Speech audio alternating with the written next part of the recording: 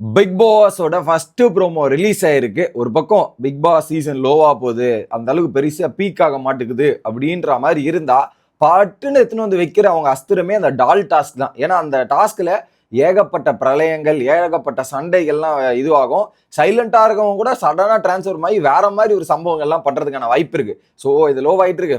வாரமே இதை வச்சு தூக்குனா நல்லா இருக்கும்ன்ற மாதிரி பிளான் பண்ணி வச்சிருக்காங்க. இல்ல அது தூக்குதா, இல்ல திரும்பவும் அது அப்படியே படுத்துக்குதா அப்படின்றத கண்டஸ்டன்ஸ் பர்ஃபார்மன்ஸ் பண்றதை பொறுத்து தான் நம்ம பார்க்க போறோம். ஸோ இந்த ப்ரோமோல என்ன நடந்திருக்குன்றத ஃபர்ஸ்ட் பார்த்துருவோம். வணக்கம் மக்களே, நேஷனல் உட்ஸ்ல இருந்து உங்கள் மணிவண்ணன். சேனலுக்கு புதுசா இருந்தீங்கன்னா சப்ஸ்கிரைப் பண்ணிருங்க. வீடியோ பார்க்குற அனைத்து நபர்களும் மறக்காம லைக்கும் பண்ணிட்டு சப்ஸ்கிரைப் பண்ணிட்டு வீடியோ பாருங்க. கண்டென்ட்டுக்குள்ள போயிடலாம். ஸோ எப்பவுமே டால் டாஸ்க்னு வைப்பாங்க. இந்த வாட்டி என்ன பண்ணிட்டாங்க, பொம்மைக்கு பதிலாக மாஸ்க்ன்ற மாதிரி வச்சிட்டாங்க. ஸோ அந்த மாஸ்க்குன்ட்டா இன்னும் ஈஸியா இருக்கும்ல. ஏன்னா அந்த டால் டாஸ்க்ல இந்த கலரை பார்த்துட்டு பொம்மை எடுத்துட்டு ஓடுறதுல பல பேர் கன்ஃபியூஷன் ஆகி மாத்தி வச்சதும் உண்டு. அதை பார்த்து இருக்கோம் நம்ம பல சீசனா. இந்த வாட்டி என்ன பண்ணிட்டாங்க, போட்டோ முகத்தை அப்படியே நல்லா பெருசா போட்டோ வச்சிருக்காங்க, அதை கைப்பிடி மாதிரி. அப்படி போட்டாங்கன்னா அதுல யாருமே எஸ்கேப் போக முடியாது. கிளியரா மாட்டிக்கிட்டு வச்சு செய்யறதுக்கான வாய்ப்பு இருக்கு. ஓகே, ஸோ சிம்பிள் ரூல்ஸ் தான். 18 பொம்மை இருக்கும், 18 முகம் இருக்கும். உங்களோட போட்டோ நீங்க எடுக்கக்கூடாது, நீங்க இன்னொருத்தனோட போட்டோ தான் எடுக்கணும் அப்படின்றதான் டாஸ்க். இதுதானே வழக்கமான ரூல்ஸ். அதே மாதிரி 18 அங்க மாஸ்க்னா 17 இடம். யார் கடைசியா ஒருத்தர் இருக்காங்களோ அவங்க எலிமினேட்டட். இதே மாதிரி நடந்துட்டு கடைசியில வந்து ஜெயிக்கிறது யாரா இருக்கும், அவங்களுக்கு நாமினேஷன் ஃப்ரீ பாஸா இல்ல என்ன பெனிஃபிட் கொடுக்குறாங்கன்றது வெயிட் பண்ணி நம்ம ஃபர்ஸ்ட் பார்க்க வேண்டியது இருக்கு. இது மொதல் விஷயம்.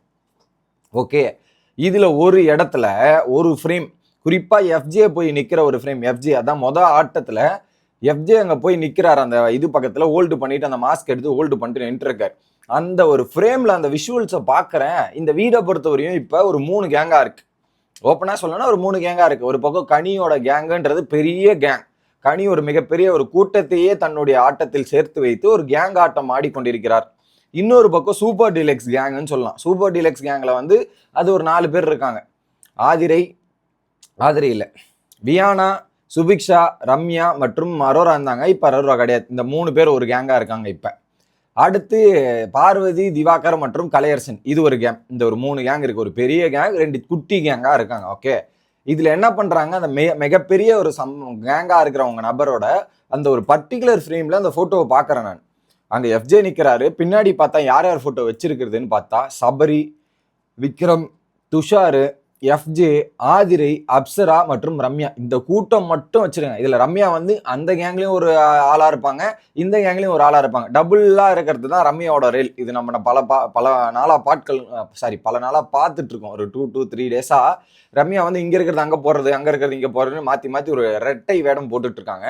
இந்த ஃப்ரேம்ல பாக்கீங்கன்னா அந்த ஒரு குரூப் மட்டும் பக்காவா அவங்களுடைய போட்டோஸ்லாம் சேவ் பண்ணிட்டாங்க. மெயின் கேரக்டர்ஸோட போட்டோஸ்லாம் சேவ் பண்ணிட்டு கனியக்காவை மட்டும் விட்டுட்டு அதை அழகா சேவ் பண்ணி எடுத்துன்னு போய் வச்சுட்டு மற்றவங்களை அட்டாக் பண்ண ஆரம்பிச்சிருக்காங்க. ஸோ இந்த குரூப் இதன் மூலியமா நமக்கு என்ன தெரிய வரும்னு பார்த்தீங்கன்னா, யாரு குரூப்பிசம் பண்றாங்க, இதுல என்னன்னா குரூப்பிசம் வரும், ஃப்ரெண்ட்ஷிப் வரும், ஃபேவரட்டிசம் வரும். இது எல்லாமே இந்த டாஸ்கில் நடக்கும்.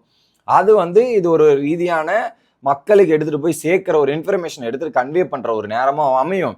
சில டைம் அது அவங்களுக்கு பாசிட்டிவா மாறலாம், சில டைம் அவங்களுக்கு நெகட்டிவா மாறதுக்கான வாய்ப்புகளுமே நிறைய இருக்கிறது அப்படின்றத நம்ம பார்த்து புரிஞ்சுக்கலாம். இன்னொரு பக்கம் இதுல நிறைய அடிதடிகள், சண்டை, பிரச்சனைகள்லாம் வரும்ன்றதால மக்களை அழகா இம்ப்ரெஸ் பண்ணி அதை ஒரு என்கேஜ்மெண்ட் எடுத்துட்டு வரலான்ற மாதிரி முயற்சி பண்றாங்க. ஆனா நீங்க என்ன முயற்சி பண்ணாலும் சரி, எபிசோட்ல நேற்று ஒன்று பண்ணீங்கல்ல, 3 ப்ரோமோவை போட்டுட்டு ஒரு விஷயத்தையும் எபிசோட்ல காட்டாம ஏமாத்துனீங்கல்ல, இந்த மாதிரி ஏமாத்தினா எவனும் வந்து பார்க்க மாட்டான். ஒண்ணு நியாயமா இருங்க, நியாயமா இருந்து பல விஷயங்கள் பண்ணுங்க. அதை ஒண்ணு 3 ப்ரோமோ போட்டு அது 3த்தையும் எபிசோட்ல இல்லாம கட் பண்ணி தூக்குறது என்னது? அப்புறம் எதுக்கு வந்து பார்க்கணும்? அந்த நம்பிக்கையை நீங்க உடைக்கிறீங்க, மக்களை ஏமாத்துறீங்கன்றது குறிப்பிடத்தக்க விஷயம். இது ஒரு விஷயம் அங்க நடந்துட்டு இருக்கு. ஸோ கண்டிப்பா போற போக்கு பார்த்தா அந்த கேங்கு தான் ஜெயிக்கும். கனி அண்ட் கேங், அந்த கேங்கு தான் இந்த டாஸ்க்கை ஜெயிக்கிறதுக்கான வாய்ப்புகள் இருக்கு. ஏன்னா ஒரு பக்கம் மெஜாரிட்டி அந்த பக்கம் தானே இருக்கு, இந்த பக்கம் வந்து மைனாரிட்டி தானே இருக்கு. அவங்கள வச்சு ஒண்ணுமே பண்ண முடியாது அப்படின்ற மாதிரி தான் இருக்கு. ஒரு கடைசியா ஒரு இடத்துல பாத்தீங்கன்னா திவாகர் இடத்துல போய் அவர் போட்டோ வச்சுட்டு நான் வச்சுட்டேன் அப்படின்ற மாதிரி அவரு கத்திட்டு இருக்காரு அங்க ஒரு பக்கம். அடுத்ததா பாத்தீங்கன்னா எடுத்துட்டு போகும்போது பாத்தீங்கன்னா ஏதோ ஒரு தள்ளுமுள்ள ஆயிருக்கு போல. அந்த தள்ளுமுள்ளுல ஒரு பக்கம் கானா வினோத்தோட கால் வந்து அடிபட்டு அது வீங்கி போச்சு போல இருக்கு. அவரால் நடக்க முடியாம நொண்டி கொண்டு போய்க்கிற தருணங்கள் பார்க்க முடிஞ்சு. ஸோ இந்த மாதிரி பல டாஸ்க்ல நடக்கும். போன சீசன் டால் டாஸ்க்ல நடக்காத விமர்சனமா, சண்டைகளா, அடிதடி வரையும் போயிருக்கு. அதுல இது வரையும் எல்லோ கால் கொடுக்குற வரையும் பல பேச்சுக்கெல்லாம் ஆரம்பிச்சுது. அந்த மாதிரி பல விதமான சம்பவங்கள் நிறைந்த டால் டாஸ்க்கு இந்த வாட்டி மாஸ்கா வச்சிருக்காங்க.